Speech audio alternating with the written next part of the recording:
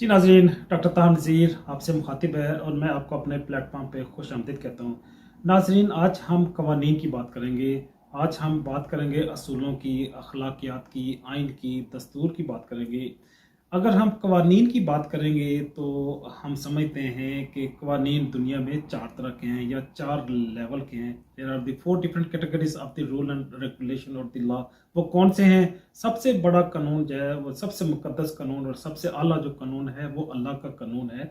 अल्लाह ने जब इंसान को तख्लीक किया, इंसान को पैदा किया, तो उसके बाद इंसान को एक कानून भी दे दिया। और जब हम ज़मीन पे आए, हमारे बाबा आदम को ज़मीन पे भेजा गया, तो उसके साथ ही शरीयत भी दी गई। जब कोई हार्डवेयर आता है, जब कोई डिवाइस या इक्विपमेंट आती है मार्केट में, तो उसके साथ उसका एक सॉफ्टवेयर भी आता है। उसको चाहे हम उसकी ऐप कह लें या उसका सॉफ्टवेयर कह लें या उसका ड्राइवर कह लें। तो इसी तरह अल्लाह पाक ने जब इंसान को तख्लीक किया, तो हमें हमारा सॉफ्टवेयर भी दिया। मुख्तलिफ अंबिया अपने अपने दौर, अपने अपने ज़माने के लोगों के लिए अपनी अपनी शरीयतें लेके आए। हमें पता है कि 4 जो मुकद्दस किताबें हैं, तो हमारे लिए हमारे नबी अलैहिस्सलातु वस्सलाम जो ख़ातमुन नबीयीन है, और उन पे जो शरीयत आई कुरान की शक्ल में, ये क़यामत तक के लिए वैलिड है और क़यामत तक के लिए पूरी इंसानियत के लिए ज़रूरी है कि इस शरीयत को माने और इस पे अमल करें। तो ये सबसे बड़ा कानून जो है, वो इसका मतलब हो गया अल्लाह का कानून है। दूसरा कानून वो किसी मुल्क का कानून हो सकता है। पाकिस्तान में जिस तरह पाकिस्तान है, इस तरह जितने भी इस कुर्रे अर्ज़ में ममालिक हैं, उन ममालिक के अपना कोई ना कोई असूल है, दस्तूर है, आइन है।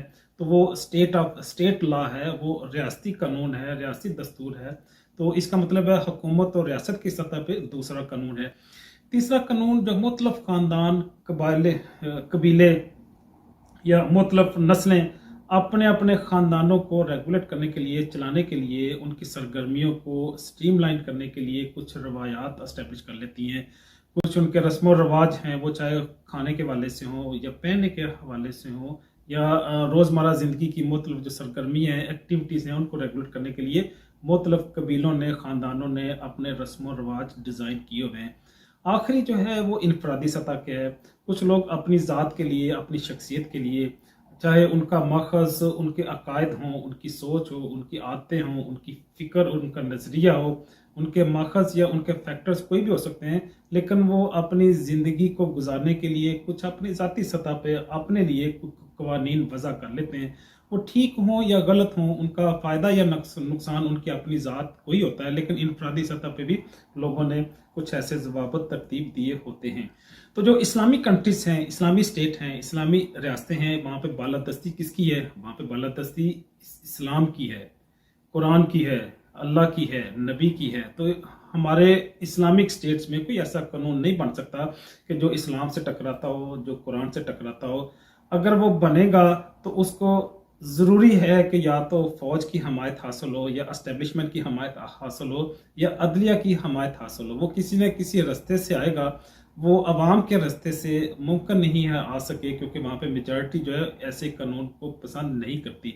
तो ऐसे ही हम देखते हैं कि जो इस्लामिक कंट्रीज़ हैं, वहाँ पे अगर इस्लाम की वायलेशन भी होती है, अगर कुरान की किसी न किसी सतह पे वायलेशन भी होती है, वो चाहे सूद की शक्ल में हो, वो चाहे कारोबार में हो, वो चाहे तमद्दन में हो, सकाफत में हो, वो जो फॉरेन अफेयर्स में हो, किसी भी जगह पे हो, जब भी वायलेशन होगी तो वो या तो मिलिट्री एस्टेब्लिशमेंट के थ्रू होगी, या जुडिशरी के थ्रू होगी, या किसी ना किसी ऐसी ताकत के रास्ते से होगी कि जहाँ पे अवामुन नास का, पब्लिक का कंट्रोल नहीं है। नॉन इस्लामिक स्टेट्स हैं, रेगुलर स्टेट्स हैं, वेलफेयर स्टेट्स हैं। स्टेट तो कई तरह की हैं दुनिया के अंदर।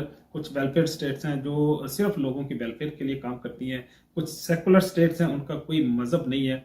तो ऐसी सेकुलर वेलफेयर स्टेट्स में जो कानून बनते हैं, वो अवामी नुमाइंदगी से ही बनेगा, पब्लिक ओपिनियन से ही बनेगा। वो क्योंकि किसी मज़हब को नहीं मानते और मज़हब का इनकार करते हैं और मज़हब की बालादस्ती पे भी यकीन नहीं रखते, तो वो रेफरेंडम कराएं, चाहे इलेक्शन कराएं, किसी भी अंदाज में वो पब्लिक ओपिनियन लेके अपने अपने कानून, दस्तूर या आइन को तदवीन करते हैं। फिर उसको जो भी उनकी लॉ इन्फोर्समेंट एजेंसीज हैं, उनके थ्रू उनकी इम्प्लीमेंटेशन करते हैं। यहाँ पे एक दो बातों की मैं वजाहत करते हुए अपनी बात को ख़त्म करने की कोशिश करूँगा कि अल्लाह का जो कानून है, इस कानून में कोई तरमीम नहीं हो सकती। اس میں کوئی لچک نہیں ہے، اس میں کوئی فلیکسیبلٹی نہیں ہے، یہ اپنی اسی شکل میں موجود رہے گا جس شکل میں ہمارے پاس 1400 سال یا 1500 سال پہلے آیا۔ جہاں پہ قرآن کی آیت آ جائے وہاں پہ بحث ختم ہو جاتی ہے، وہاں جہاں پہ اللہ کے نبی کا فرمان آ جائے جو کسی مستند ذرائع سے ہم تک پہنچا ہو، تو ہم اس فرمان کے آگے بھی سر تسلیم خم کر دیتے ہیں، اس میں بحث کلوز کر دیتے ہیں۔ اس کے ہمیں ان اللہ کے قانون کو، اللہ کے احکامات کو ماننا پڑتا ہے اور ماننا چاہیے، لیکن ملک کے قانون کو ہم اگنور کر سکتے ہیں، اس کو وائلیٹ بھی کر سکتے ہیں۔ اس کو ملک کا قانون اگر قرآن سے یا اللہ کے فرمان سے، نبی کی سنت سے کسی جگہ پہ ٹکرائے تو ہم ملک کے قانون کو پیچھے چھوڑ دیں گے، ہم اللہ کے قانون کو پکڑ لیں گے۔ اسی طرح جب ہم کسی مطلب محفلوں میں بیٹھتے ہیں، خاندان میں بیٹھتے ہیں، ہماری نجی جو مجالس ہوتی ہیں وہاں پہ بحث چل پڑتی ہے، وہ چاہے رہن سہن کے حوالے سے ہو، چاہے ڈریسنگ کے حوالے سے ہو، چاہے کھانے پینے کے حوالے سے ہو، مختلف جب موضوعات پہ بحث چلتی ہے تو بحث سم ٹائم ان کی اپنی خاندان کی روایات کہتے ہیں نہیں یہ ہمارے خاندان کی روایت یوں ہے، ہم صدیوں سے ایسا کرتے آ رہے ہیں، ہمارے ہاں ایسا نہیں ہوتا، تو وہ ان کے ہاں جیسا بھی ہوتا ہے کیسا نہیں ہوتا، لیکن وہ بہرحال خاندانوں کے اندر اور قبیلوں کے اندر مختلف نسلوں میں مخصوص ان کی عادتیں بھی ہیں، ان کی روایات ہیں، رسم و رواج ہیں، وہ اپنی جگہ پہ موجود ہیں، لیکن اسلامی معاشرے کے اندر یہ رسم و رواج بھی عقیدے کے، نظریے کے، فکر کے، قرآن کے پابند ہیں، ان کی حدود و قیود کا انہیں احترام کرنا پڑتا ہے۔ انفرادی سطح پہ لوگ بدل جاتے ہیں، اس کو بدل بھی سکتے ہیں اور بدلنا چاہیے بھی، صرف حدود اللہ کی وائلیشن نہیں ہونی چاہیے، باقی آپ ذاتی سطح پہ کوئی بھی عمل کر سکتے ہیں۔ اللہ پاک نے ہمیں آزاد پیدا کیا، ہماری تخلیق کے ساتھ ہی ہمیں آزاد اور خود مختار بنا دیا۔ بات کو آگے بڑھاتے ہوئے آخری بات کر کے آپ سے اجازت چاہوں گا کہ اس کی اہمیت کیا ہے، ہم ان قوانین کو کیوں تشکیل دیتے ہیں، اللہ نے یہ قوانین کیوں دیے اور ان کی ضرورت کیوں انسانی زندگی اور معاشرے کے اندر محسوس ہوتی ہے۔ اس کی ضرورت اس لیے محسوس ہوتی ہے کیونکہ ہم نے معاشرے اور انسانی زندگی کے اندر ایک خوبصورتی اور توازن لانا ہوتا ہے، اس کو بیلنس کرنا ہوتا ہے، ہر بندے کے حقوق و فرائض کو اس کی جگہ رکھتے ہوئے پورے معاشرے کو آگے لے کے چلنا ہوتا ہے۔ ہم نے معاشرے کے اندر امن و سلامتی کا پرچار کرنا ہے، یہاں پہ عدل و انصاف مینٹین رکھنا ہے، تو اس کے لیے ہمیں کوئی نہ کوئی قانون وضع کرنے پڑتے ہیں، وہ چاہے معیشت ہو، سیاست ہو، تمدن ہو، صحت ہو، ایجوکیشن ہو، یہ سارے جو ایکٹیویٹیز ہیں ان کو جب تبھی ہم اچھے انداز میں آگے لے کے جا سکتے ہیں جب کوئی ضوابط ہوں، پروٹوکولز ہوں، کوئی رول اینڈ ریگولیشن ہو۔ آخری بات کر کے آپ سے اجازت چاہوں گا کہ یوں ہی قوانین ہیں جو انسانی حقوق کے تحفظ کو یقینی بناتے ہیں۔ وہ کون سے حقوق ہیں؟ وہ چاہے چادر اور چار دیواری ہو، وہ چاہے جان مال عزت کا تحفظ ہو، ان ساری چیزوں کا تحفظ اسی صورت میں ہو سکتا ہے اگر امن اور سلامتی ہو، اگر عدل اور انصاف ہو، ہر جگہ میں ایک توازن اور ہارمنی ہو۔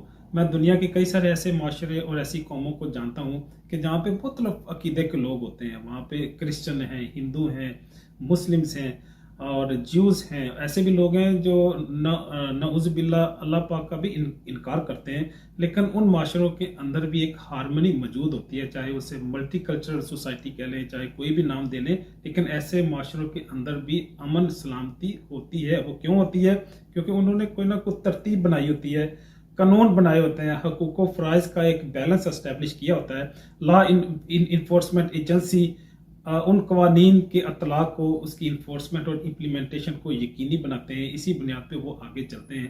تو یہ اصول بھی ہے، فطرت کا بھی اصول ہے کہ ظلم کو اللہ کی ذات پسند نہیں کرتی، لیکن جہاں پہ کفر ہو اور کوئی برائیاں ہوں وہاں پہ تو اللہ پاک کی غیرت انہیں برداشت کر سکتی ہے، لیکن ظلم کو اللہ پاک کسی بھی صورت میں برداشت نہیں کرتا۔ ایسی حکومت بہت جلدی دنیا سے مٹ جاتی ہے، اور ہم نے تاریخ میں دیکھا بھی، وہ چاہے فرعون ہو، شداد ہو، حمان ہو، یزید ہو، یہ سارے دنیا کے ہستی سے مٹ گئے، اگر رہا تو صرف اللہ کا نام۔